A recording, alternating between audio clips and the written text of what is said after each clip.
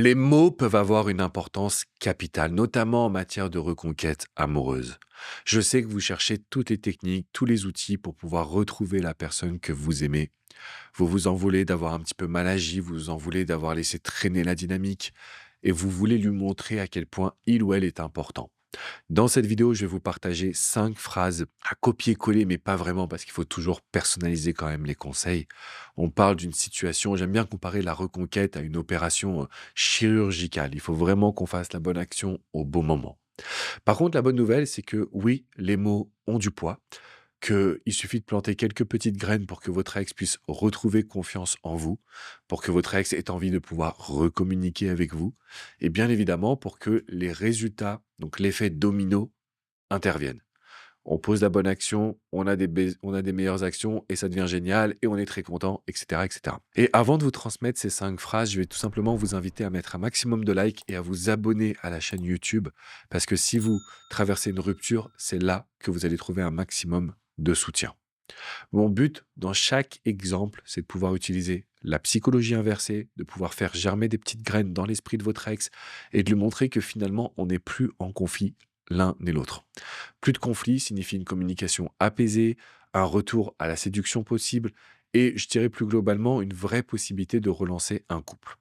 Donc la première phrase que j'ai notée et qui est hyper importante, c'est la rupture ne devait pas être facile à prendre pour toi. En tout cas, la décision de rupture ne devait pas être facile à prendre pour toi, mais tu as eu raison. Déjà, c'est montrer à l'autre, je sais ce que tu as ressenti. Je sais que tu as passé des nuits blanches avant de me le dire. Je sais que tu as communiqué avec plein de gens autour de toi et que tu savais pas comment faire pour pas me blesser. Donc la décision de rupture, elle n'a pas dû être facile, mais tu as eu raison. Déjà là, oh, la pression va redescendre parce que je me sens compris, je me sens plus jugé, je suis pas dans une logique de guéguerre, j'ai pas besoin de me justifier. Et donc le fait pour nous, c'est de se dire, bah maintenant oui, je comprends tes émotions. Oui, je suis capable de faire preuve d'empathie. C'est quand même des mots qui sont forts pour essayer de justement recréer un couple, recréer une relation et en même temps s'assurer que on est sur une bonne dynamique et une bonne connexion. La deuxième phrase, rien à voir pour le coup, mais qui va toucher un levier émotionnel assez fort, c'est une phrase que j'emploie très souvent avec mes coachés. On a quand même eu un potentiel de dingue. Donc je la mets au passé, on avait un potentiel de dingue. Là, votre ex va se demander, mais comment ça exactement? Eh bien, c'est simple, on avait un potentiel de dingue dans le sens de, on avait une superbe complicité, on avait une superbe entente sexuelle, on aimait les mêmes choses, on avait envie des mêmes choses. Donc le potentiel de construire une équipe, c'est-à-dire un couple vraiment fort, le potentiel de profiter de chaque instant, le potentiel peut-être de se marier, d'avoir des enfants, etc. En fait, on avait vraiment tous les éléments et bah, comme une recette de cuisine, on n'a pas su la faire. Pourquoi est-ce que c'est puissant? Le mot potentiel. Le mot potentiel, en fait, il vient créer un esprit de questionnement et peut-être de regret dans l'esprit de votre ex. Ah, c'est vrai, on avait du potentiel. Ah, c'est vrai qu'on n'a pas vécu l'histoire à fond. C'est vrai qu'on n'a pas été au bout. C'est vrai qu'on n'a pas su communiquer. À partir du moment où il y a le doute, la décision de rupture, elle est plus aussi ferme. Et là, tout de suite, on est capable de pouvoir justement faire revenir notre ex, lui redonner envie et je dirais plus globalement de créer du désir. Donc ça, c'est le deuxième exemple que je voulais vous partager.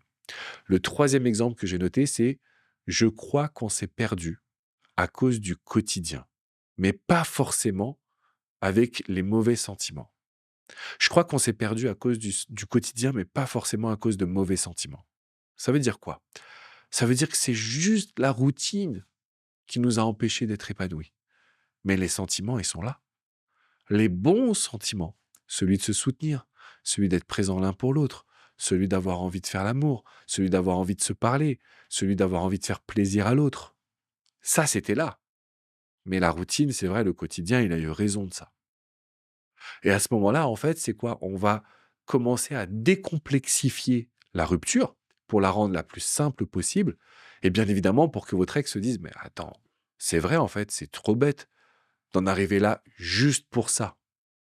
Donc cette troisième phrase pour moi, elle est hyper puissante. Encore une fois, vous pouvez l'adapter, la personnaliser, pas de copier-coller, mais je vous explique là où on va pour que vous sachiez l'impact que l'on veut dans son inconscient, pour que votre ex se dise: «Mais attends». C'est vrai, c'est juste le quotidien. Mais on n'a pas eu de mauvais sentiments l'un pour l'autre.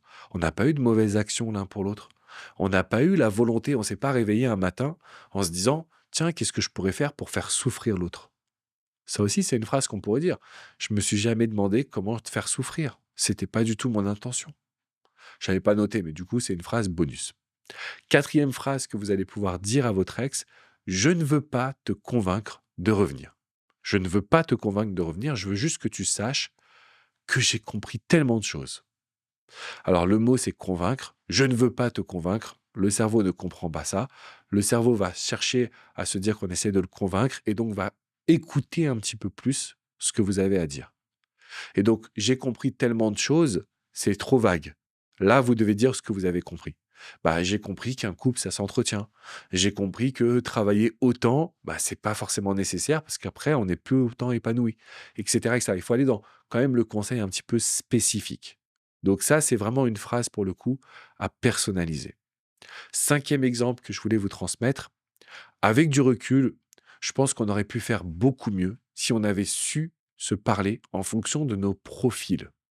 Donc là, c'est quoi? C'est beaucoup de mes coachés m'ont dit: «Mais Alex, est-ce que je peux dire à mon ex qu'il ou elle est évitant?» Non. Vous dites à quelqu'un: «Tu es évitant», ils sont évitants, donc déjà, ils n'ont pas envie de l'entendre, ils n'ont pas envie d'être jugés et de toute façon, ils n'ont pas envie d'en parler. Donc ça marche pas comme ça. Revenir sur cette notion de: «On aurait pu faire beaucoup mieux si on avait communiqué en fonction de nos profils». Ah, ça veut dire quoi ça? «Ah, tu connais pas les styles d'attachement? Ah, faut trop que je t'en parle. On se prend un café parce que ça, c'est trop important». Et ensuite, on va discuter en profondeur de pourquoi est-ce que ça n'a pas totalement fonctionné. Et c'est simple, hein, 80% des ruptures, il y a une notion d'évitant et d'anxieux.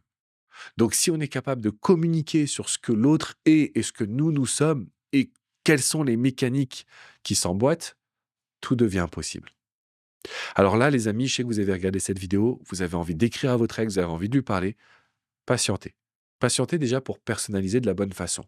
Patientez parce que vous avez une étape, c'est de cliquer dans la description et de communiquer avec ma Success Manager. Elle va étudier votre histoire pour vous dire comment est-ce qu'on peut vous accompagner. Parce que je ne suis pas un YouTuber. Je ne suis pas là pour divertir l'audience. Mon but, c'est de vous aider. Mon but, c'est de vous accompagner.